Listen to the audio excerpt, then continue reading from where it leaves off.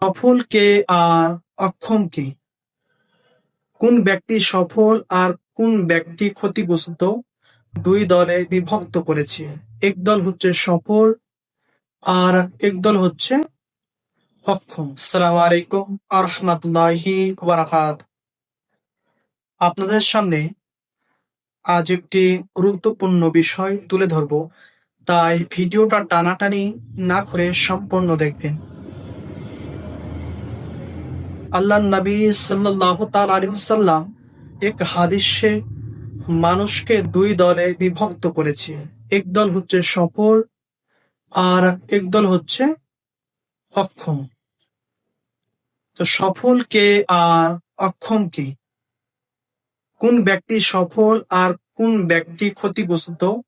আজ আমরা এই ভিডিওর মাধ্যমে এটাই জানার চেষ্টা করব। তাই ভিডিওটা কাট না করে দিয়ে সম্পূর্ণ দেখবে। আপনার রাসূল করিম সাল্লাল্লাহু তাআলা আলাইহি ওয়াসাল্লাম সুনানে তিরমিজি শরীফের ভিতরে বলে যে বুদ্ধিমান সেই ব্যক্তি যে নিজের নফসকে, নিজের মনকে নিয়ন্ত্রণ করতে পারে। বুদ্ধিমান বা সফল ওই ব্যক্তি যে ব্যক্তি নিজের মনকে, নিজের নফসকে নিয়ন্ত্রণ করতে পারে এবং মৃত্যুর পরের জীবন অর্থাৎ আখিরাতের জন্য কাজ করে। যেমন আল্লাহর বিধান মানা, এটা আখিরাতের কাজ। কোরআন পড়া, আল্লাহ রসুলকে অনুসরণ করা, এক কথায় ইসলামের যত নীতি বলি আছে এগুলোকে অনুসরণ করাই হচ্ছে আল্লাহকে মানা, অর্থাৎ আখিরাতের জন্য কাজ করা। তো যে ব্যক্তি আখিরাতের জন্য কাজ করে, অর্থাৎ মরণের পরের জীবনের জন্য ভাবনা করে, সেই ব্যক্তি হচ্ছে সফল, সেই ব্যক্তি হচ্ছে বুদ্ধিমান। অক্ষম কোন ব্যক্তি?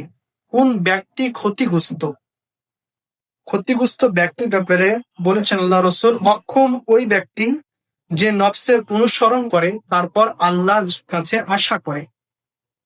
ক্ষতিগ্রস্ত বা অক্ষম ওই ব্যক্তি যে ব্যক্তি আপনার দুনিয়ায় নিজের মন যা চায় সেটাই করে, এক কথা নিজের নফসকে কন্ট্রোল না করে যেটা মন চায় সেটা করে, সেই ব্যক্তি হচ্ছে ক্ষতিগ্রস্ত।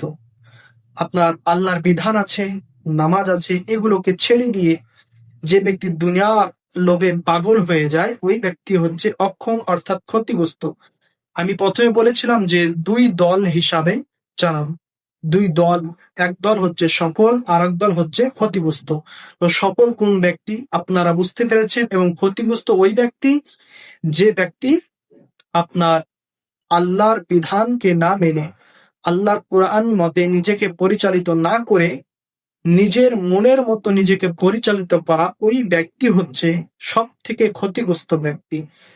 আজকের ভিডিও এই পর্যন্ত, দেখা হবে আবার পরবর্তী অন্য কোনো ভিডিওতে।